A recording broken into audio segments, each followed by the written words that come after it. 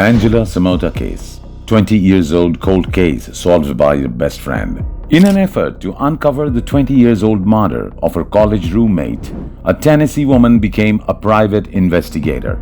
Sheila Wysocki is familiar with the agony of losing a loved one and learning that the murder case remains unsolved. 20 years old Angie Samota, a roommate in college, was raped and killed in 1984. Her assailant went unpunished for more than 2 decades. How exactly has she done it, and what exactly happened to Angela Samota? Welcome to Unsolved Crimes, where we feature cold cases, twisted cases, and solved cases from around the world. If you like to watch similar contents, please subscribe to our channel and turn on all notifications to watch our latest episodes. Angela Marie Samota was born in Alameda, California in September 1964. She attended Southern Methodist University in Dallas, Texas, where she majored in electrical engineering and computer science. She belonged to the Zeta Tau Alpha fraternity. Both kind and intelligent were used to describe Angela. She put a lot of effort into her studies, frequently staying up late to complete her assignments. On the evening of October 12, 1984, Samota visited the Texas State Fair with 2 of her friends, Russell Buchanan and Anita Kadala. According to the ensuing police report, Samota's boyfriend Ben McCall declined to accompany them because, in addition to working in construction, he said that the following morning would require him to rise early. Russell Buchanan, who accompanied the 2 girls, later testified that the 3 friends proceeded to the Rio Room Dance Club and stayed there until after midnight, and he stated that Samota acted as if she knew everyone and she was going from one table to another to greet everybody. Samota then drove her 2 companions to their houses, dropping off the male first at about 1 in the morning. He met Anita Kadala at his Lower Greenville residence on Matilda Street, which was a 5-minute stroll from Samota's flat on Amesbury Drive. Later, Russell Buchanan said in court that after arriving home, he went to bed and fell asleep. The boyfriend later said that at around 1:45 a.m., Samota stopped by her boyfriend's apartment to say goodbye and then went back to her home. He received a call from Samota informing him that a man had entered her condo and demanded to use the phone and the restroom. She had no idea if the man had already been there when she arrived home or if she had given him permission to enter. Samota allegedly told her lover to talk to me, after which she promised to call right back and hung up. The boyfriend attempted to call her after she didn't pick up. When he didn't get a response, when he knocked on the closed door of her condo after driving there, no one answered. He called information, who put him in touch with the police because he was carrying an early gen mobile phone that his construction job had provided for him. At 2:17 in the morning, police officers showed up and smashed the door. On the bed, they found Samota's lifeless, naked and bloodied body. The victim was raped and then repeatedly stabbed and died as a result of hurt wounds, according to the autopsy. The blood and rape kit provided DNA proof. However, in 1984, there wasn't much that could be done with DNA. When Sheila Wysocki learned of her best friend's murder, she experienced a profound transformation in her life. While she was at her mother's house at the time of the incident, she was Angela's roommate. She chose not to go back to school. She concentrated instead on learning what had transpired that evening, what contributed to the death of her dearest friend. Given that Russell was among the last people to see Angela that evening, the police suspected him. Sheila then started her task. She made friends with him and went out with him, but in the end, she didn't believe that he was at fault. Nothing changed on his account. Although they lacked sufficient evidence to make an arrest, the police weren't as certain. To make an arrest, they never had adequate proof. Over a 20-year period had passed. The case remained unsolved. And now let's present Sheila Wysocki's effort to solve the case of her best friend. I hurried to my room where the phone rang. When I took up the call, Barbara, a friend of mine and Angie's, was sobbing at the other end of the line. She cried while speaking, although she acknowledged an accident. I don't know why, but Barbara started crying hysterically, and after a while I just said, "Is she dead?" Sheila Wysocki says. Angie has been raped and killed when she was discovered in her bedroom in the early hours of the morning. It was horrifying how violently the stabbing occurred. When my mother entered the room, I remember shouting, and after getting off the phone, I informed her what had happened. While still in tears, she continued. According to Wysocki, Angie had the most gorgeous smile I've ever seen, the kind that would light up her entire face. One of the few females in the Department of Computer Science and Electrical Engineering, she was energetic and amiable. She was a triple threat with a fantastic personality, adorable looks, and intelligence. She also added, we didn't get along well in the first semester, since she had a boyfriend that I didn't like. But after they split up, we started to get along great. We related over the fact that neither of us had a father figure in our upbringing. I was suffering and merely trying to make it through the college because I'm dyslexic, whereas Angie was very academically oriented and would study till the wee hours. We couldn't be more dissimilar. I don't intend to be the center of the attention of the room. I'm just an observer, she stated. My journey to the police station was eventually complete, and I sat down with the investigators. Inquiries like, did I know this person or that person, were made while the files were out.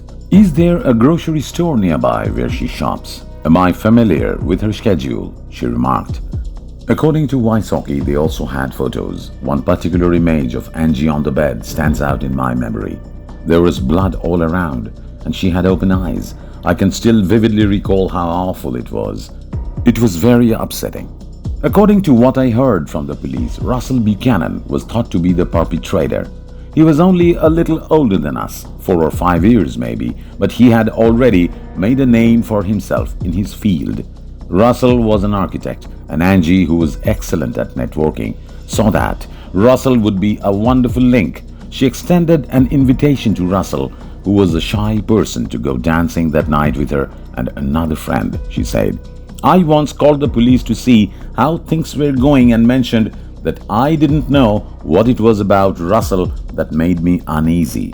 I was numb at that time, and I didn't realize that everyone made me feel uneasy, since it took me a year before I started to feel things again. I believe I would have done everything to assist, and with the police's encouragement, I began speaking with Russell to find out more about that evening and to see if he had any different accounts to share with me than what he had already told them, she claimed. Finally, we made the decision to eat out. I can still picture my mother freaking out, but Russell picked me up, and we went to a restaurant called August Moon. I was tense and not acting like myself, thinking I'm sitting next to a murderer, because of course I assumed he was the murderer since the police stated he was. They had him come down and take a lie detector test and kept bringing him down for interviews despite the fact that I told the detective afterwards that his narrative was the same and that it was what he had previously told me, she stated. When Russell stopped cooperating, I was informed that he had hired a lawyer. Richard Racehorse Haynes was a very well-known lawyer back in the 1980s in Texas. And if Racehorse Haynes represented you, you were guilty. By God, I was informed that Russell was responsible for capturing Racehorse Haynes, so of course he's guilty. But since there is no tangible proof against him, no charges were brought against him, Wysocki says. According to Wysocki, since I have a lot of curiosity, I was thinking, who did it? How did they do it? We have got to get the person. They have to pay for this. She then added, the worst experience in my life was when Angie was murdered, and I had no idea what to do. In my mother's room, I spent a good deal of time sleeping on the floor.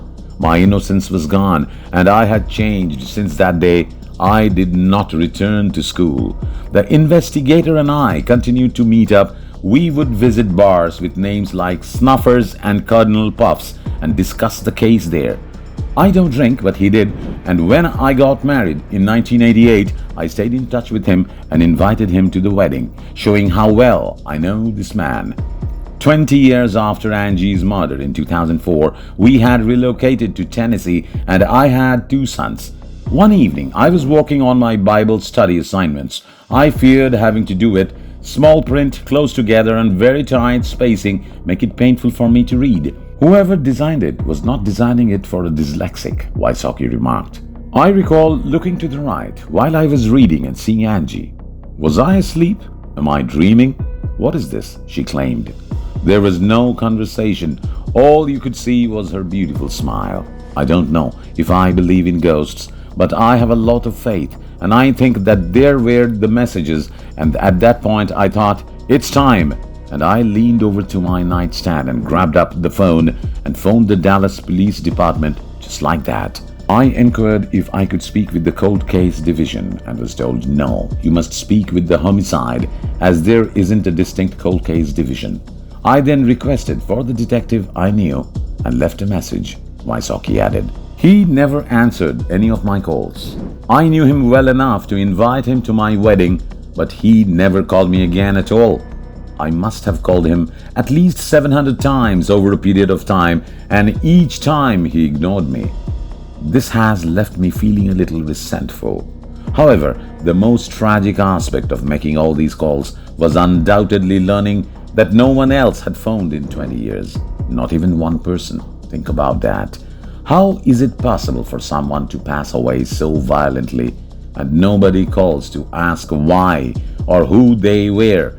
Even now, I still grieve about that, Wysocki remarked.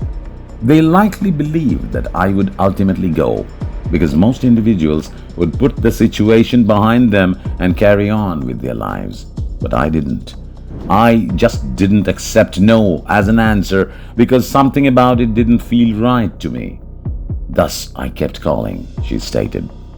To try to determine what had transpired, I conducted research and printed out information about every rape that had occurred during that time, including the times, places, and suspects who had been apprehended. According to Wysocki, the head of the security at the gated community where we resided once responded to my complaint that the cops were always blowing me off by saying, "You know, you'd make a great private investigator." I didn't even pause. I announced to my spouse that I was going to become a private investigator that evening. It was 2004 and I was in my early 40s. In Tennessee, you need to be sponsored by a company in order to work as a private investigator. Luckily for me, our security personnel agreed to sponsor and teach me. They were awesome. My oldest son used to read me all the Tennessee laws that I needed to be aware of at night after dinner, and I would then have to repeat them back to him. I pretended to be applying to Harvard or Yale, but by the time I was taking the private eye exam, I was aware that I wasn't, said Wysocki. I gained knowledge about online copyright policies, marital infidelity, and cyberbullying. Following my exam success, I stopped attending cocktail parties, since we were either looking into my neighbors or some of them had employed me. When you are familiar with other people's personal life, it might be awkward to be in circumstances where people want to talk about things that you are not allowed to discuss. Though I adored it, Wysocki continued. I assumed that the police would collaborate with me now that I had my private investigator license. How foolish was I? They showed no interest at all. But at this time, they were so fed up with me that they reopened the case.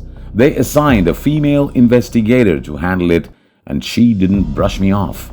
When she called, she was in possession of the file, was familiar with the case, had done her research, and was aware that Russell Buchanan was the prime suspect. The fact that she claimed to have the proof, though, startled me the most, she added.